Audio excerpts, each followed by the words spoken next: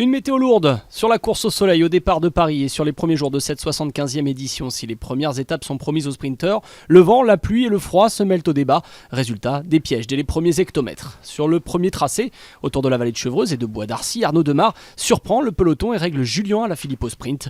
Alberto Contador termine à plus d'1 minute sur cette première étape.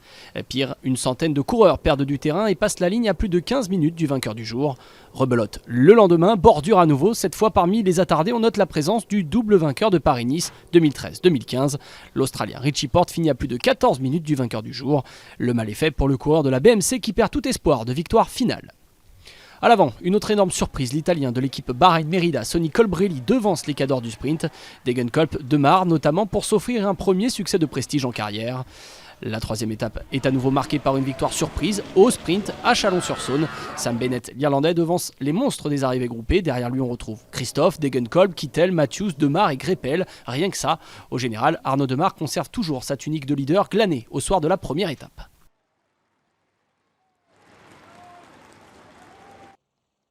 Place au contre-la-montre mercredi, une montée vers le mont Brouilly qui peut faire des dégâts. L'an passé, cette étape en ligne avait été annulée pour cause de neige. Cette année, elle permet de décanter le général.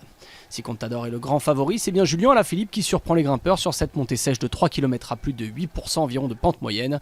Le Français remporte l'étape devant le Pistolero et Tony Galopin. L'Espagnol, lui, se replace pour la victoire finale. Alaphilippe est le nouveau leader. Après une étape de transition vers bord de péage qui permet à un autre sprinter de se mettre en évidence, en l'occurrence André Greppel, place aux choses sérieuses à partir de vendredi. Une étape pour puncher où Julien Alaphilippe commence à montrer quelques signes d'épuisement. L'étape revient à Simon Yates, le Britannique. Henao, deuxième, se rapproche, mais Julien Alaphilippe conserve son maillot jaune au mur de faïence.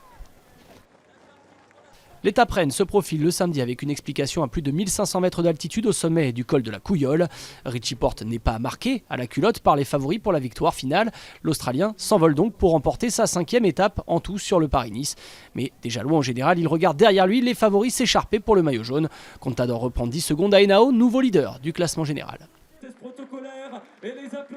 La dernière étape autour de Nice promet une dernière explication malgré un sommet du col d'Aise situé à 15 km de l'arrivée.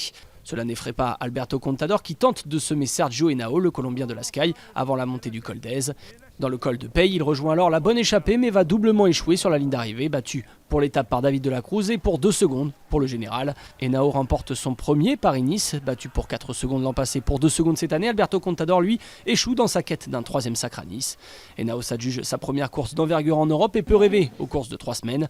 A noter que les maillots verts de meilleur sprinter et blancs de meilleur jeune terminent sur les épaules de Julien Alaphilippe. Lilian Calmejane prend lui le maillot de meilleur grimpeur de ce 75e Paris-Nice.